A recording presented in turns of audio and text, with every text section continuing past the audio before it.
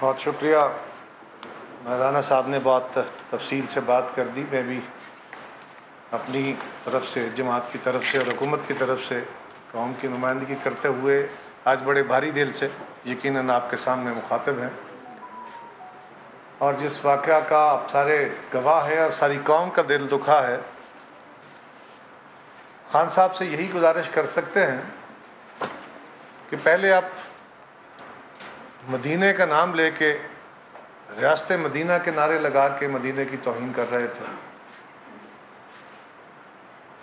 کبھی آپ کچھ خاص علماء کو بلا کے دعائیں منگوا کے مذہب کا نام استعمال کر کے سیاست کرنا چاہتے ہیں.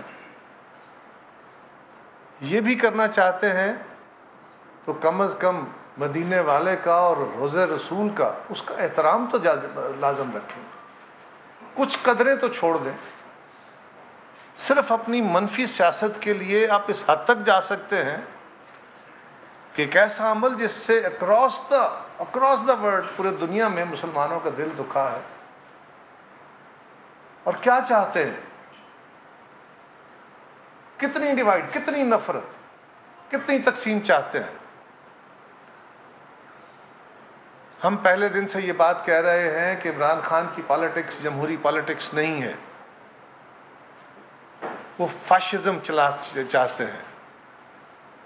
ان کے مخالف ہر بندہ جو ہے وہ ملک کا دشمن ہے. وہ اکیلے عقل و بالغ ہیں، وہ اکیلے غیرت مند ہیں، وہ اکیلے عقل مند ہیں، وہ اکیلے یورپ کو جانتے ہیں، وہ اکیلے امریکہ کو جانتے ہیں، وہ اکیلے فاٹا کو جانتے ہیں. وہ سب کچھ ایک ہی ہیں، اور ان کے علاوہ باقی سارا ملک، ساری جو قوم ہے وہ بربادی کی داستان ہے. اور دنیا میں کوئی ایسا نہیں ہوا جو اکیلے چاہے اور اکیلے سوچے کہ میں ایک ہوں اور میں سب کچھ ٹھیک کر لوں گا. جو گفتگو انہوں نے پچھلے دنوں اپنے گفتگو جو اپنے خطابات میں کی ہے، میرا وہ موضوع نہیں ہے، لیکن اگر اس کا تھوڑا سا ڈیٹیل تجزیہ کیا جائے تو وہ اتنی بڑی توہین کے زمرے میں آتا ہے کہ انسان اللہ معاف. حکومتیں آتی ہیں جاتی ہیں، خان صاحب حوصلے سے جینا بھی سیکھ لے. اور آج میں قوم کے سامنے یہ بات بھی رکھنا چاہتا ہوں کہ کیا نفرت سے، تقسیم سے، دیواریں کھڑی کرنے سے کیا ملک کی کوئی بہتری ہو سکتی ہے؟ کہ ایک صرف پی ٹی آئی کے لوگ اس ملک میں رہ جائیں، باقی سارے ختم ہو جانے چاہیے؟ ایک صرف ان کے ووٹر اور ان کے نمائندے اسمبلیوں میں رہ جائیں، باقی سارے ختم ہو جانے چاہیے؟ اور اس میں بھی منافقت کی انتہا ہے. اپنے مخالفوں کو گالیاں تو اب دے رہے تھے، ہم برداشت کر رہے تھے. اور ٹھیک ہے، رانا صاحب نے، کس کو نہیں آتا یہ کام؟ ہماری یہ تربیت نہیں ہے. تلخ ماضی ہمارا ہے، ہم ایک دوسرے کے خلاف بھی تلخ رہے ہیں، باقی جماعتیں بھی، حکومتیں تلخ ہو جاتی ہیں، لیکن اس کی کوئی لمٹ ہوتی ہے. کتنی تلخی، کتنی تقسیم، کتنی نفرت. آج تک پاکستان میں جب سیاسی عمل میں یا باقی ایشوز کے اوپر قوم اکٹھی ہوئی ہے، قومی قیادت اکٹھی ہوئی ہے، پاکستان کے مسائل حل ہوئے ہیں. جب ہم تقسیم ہوئے ہیں، جب ہم نفرتوں کا شکار ہوئے ہیں، پاکستان پیچھے گیا ہے، ریورس ہوا ہے. آج قوم کو آنکھیں کھول کے یہ دیکھنا ہوگا کہ خان صاحب کیا چاہتے ہیں. خود انسائٹ کر رہے ہیں لوگوں، خود لوگوں کو آپ اشتہا دے رہے ہیں. نام لے کے، نور عالم کا نام لے کے کہا کہ میں دیکھنا چاہتا ہوں لوگ اس کے ساتھ کیا کرتے ہیں. یہ بدقسمتی ہے. میں کیا ان کو دھمکیاں دوں تو کیا اس سے بہتری ہو جائے گی؟ کل جو واقعہ رات کو ہوا ہے کوثر مارکیٹ میں، ہمارے لیے بڑی تکلیف کا واقعہ ہوا. ہم اس کو کسی طرح اپریشیٹ نہیں کر سکتے، لیکن یہ کیا ہوگا؟ شاخسانے اسی طرح نکلیں گے. لوگ ایک دوسرے کے دست و گریبان ہوں گے. گھروں میں تقسیم ہوگی، آبادیوں میں تقسیم ہوگی، سوسائٹیوں میں تقسیم ہوگی، آپ صحافیوں میں تقسیم ہوگی. وہ کلام کہاں تک تقسیم کو لے کے جانا چاہتے؟ اداروں کے خلاف نفرت پھیلانا چاہتے ہو. جو ادارہ آپ کے ساتھ نہیں چلتا، جب تک آپ کی تابع داری کرتا ہے آپ اس کے ساتھ ہیں، نہیں جب تک آپ کو پروٹیکٹ کرتا ہے آپ ساتھ ہیں، ادروائز نہیں. اور آپ اس پہ حملہ آور ہو جاتے ہیں. وہ اسٹیبلشمنٹ ہے، وہ الیکشن کمیشن ہے، وہ پارلیمان ہے، کون سا ادارہ؟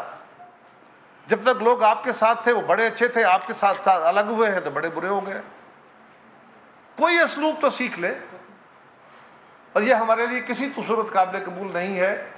ہم آج بھی تحمل کا مظاہرہ کر رہے ہیں, کرنا چاہتے ہیں, اسی کو لے کے چلیں گے, لیکن ہم قوم سے بھی اپیل کرنا چاہتے ہیں, نوجوانوں سے بھی اپیل کرنا چاہتے ہیں, اس چیز کو دیکھیں تو صحیح. پھر سابق چیف جسٹس صاحب بڑے نعرے مارتے تھے یہ خان صاحب کہ جی دیکھو ان کو نیٹ اینڈ کلین اور مسٹر صاف و شفاف کا انہوں نے خطاب دے دیا ہے, صادق اور امین کہہ دیا ہے.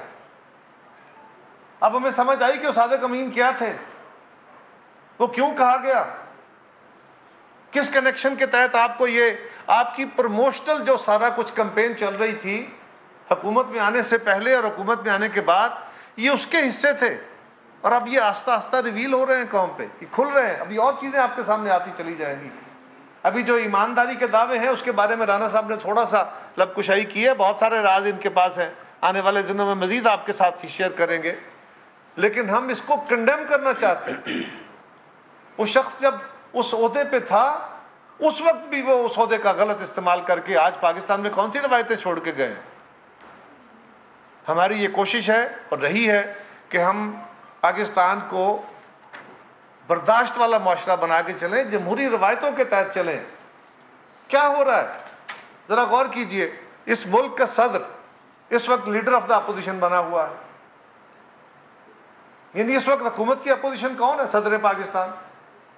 کیا کہا سابقہ سپیکر نے, کیا کہا ڈپٹی سپیکر نے, کیا رول ہے ان کے, کیا رول ہے پنجاب کے سپیکر کا, کیا رول ہے وہاں کے گورنر کا. کیا اس کو کسی جو زمرے میں آپ لا سکتے ہیں؟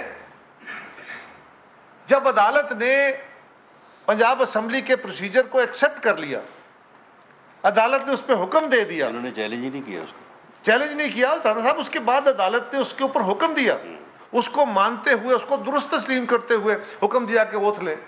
اوتھ نہیں لیا پھر صدر صاحب. یہ ڈرامہ ساری قوم دیکھ رہی. کتنا رات کو 12 بجے عدالتیں کیوں کھلی؟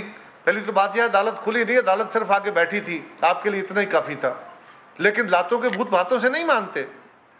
عدالت کو اپنا ڈائریکٹ فیصلہ اور پاکستان کا وجود قائم رکھنے کے لیے آ کے بیٹھنا پڑا کہ اگر آپ اس حد سے بھی کراس کریں گے تو ہم عدالت لگا لیں گے. اب اعتراض یہ ہے کہ عدالت کیوں لگی, یہ کیوں وہاں جج صاحبان بیٹھے. اور پنجاب میں یہ اعتراض ہے کہ اسمبلی کا وقار بڑا خراب ہو گیا ہے, بڑا مجروح ہو گیا ہے, اس لیے کہ وہاں پولیس داخل ہو گئی. تو جو گنڈے آپ نے داخل کیے, جو آپ کی سیکیورٹی نے وہاں این پی ایس کے ساتھ حال کیا, جو فوٹیج ساری قوم نے دیکھی, ساری دنیا نے دیکھی, وہ اسمبلی کے وقار میں اضافہ تھا. کیا آپشن تھا ڈپٹی سپیکر کے پاس؟ اور حکم تھا عدالت کا, آئی جی صاحب کو بھی, چیف سیکرٹری صاحب کو بھی. اور ڈپٹی سپیکر کے پاس کیا آپشن تھا کہ اگر آپ کے گنڈے ساری اسمبلی کو ٹیک اوور کر لیتے ہیں اور وہاں پروسیجر جو نہیں چلنے دیتے, تو الٹیمیٹلی انہوں نے لا اینڈ آرڈر کو ٹھیک کرنے کے لیے آئی جی کو بلانا پڑا. کیا کریں؟ اس کے اوپر بڑا معصومانہ بات کہ جی اسمبلی کا وقار بڑا مجروح ہو گیا, تو جو اپنے ہاتھوں کیا اس کی پرواہ نہیں ہے, جو آئین اور قانون سے کھلواڑ کیا گیا اس کی پرواہ نہیں ہے. سو ہم آج سمجھتے ہیں کہ یہ قوم کے سامنے چیزیں کھل رہی ہیں. ہم ان کی ملاقاتوں کی بھی مذمت کرتے ہیں اور اس عمل کی بھی مذمت کرتے ہیں. ہم چاہتے ہیں اللہ نہ کرے کہ اس سے وہ عمل چھڑ جائے. پاکستان کے اندر ہم نے پہلے ہی بڑی مشکل سے یہ جو مذہبی رواداری کا عمل ہے اس کو بڑا مشکل طریقے سے سنبھالا گیا ہے. لوگوں کے جذبات بڑے جلدی برانگیختہ ہو جاتے ہیں اور ہم سمجھتے ہیں کہ یہ وہ ایشو ہے, ہمیں سمجھنا چاہیے, برداشت کرنا چاہیے. اور خان صاحب نفرتیں بانٹنے سے کچھ نہیں ہوا کرتا.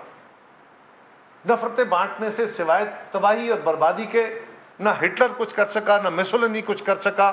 دنیا میں اگر کچھ لوگوں نے کیا ہے تو مدینے والے کی مثال پھر یہ ہے کہ اس میں برداشت ہے, اس میں اصول ہے, اس میں چیزوں کو ساتھ لے کے چلنا, تقسیم نہیں ہے.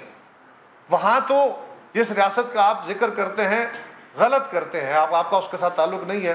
وہاں تو اپنے مذہب کے چھوڑیں, دیگر مذاہب والوں کے لیے بھی امان تھی, اور آپ کے ہاں تو آپ کے سیاسی مخالفین جو ہیں ان کے لیے بھی امان نہیں ہے, آپ کی بات سے اتفاق کرنے والے کے لیے بھی امان نہیں ہے. لہٰذا ہم آپ کو نہ اداروں پہ حملہ کرنے دیں گے. یعنی چیف الیکشن کمشنر کے اوپر حملہ ہے, الیکشن جلدی کرا دو اس پہ حملہ ہے, جو کام آپ نے خود نہیں کی. کیا کیا ہے چیف الیکشن کمشنر نے؟ الیکشن کمشنر پہ یہ اعتراض ہے کہ وہ ہمارے کیس کیوں نہیں چلا رہے. وہ بھائی 8 سال پہلے آپ کے ایک بندے نے ہر جماعت، ایک یاد رکھیے ساری قوم کو یہ سننا چاہیے، ہر جماعت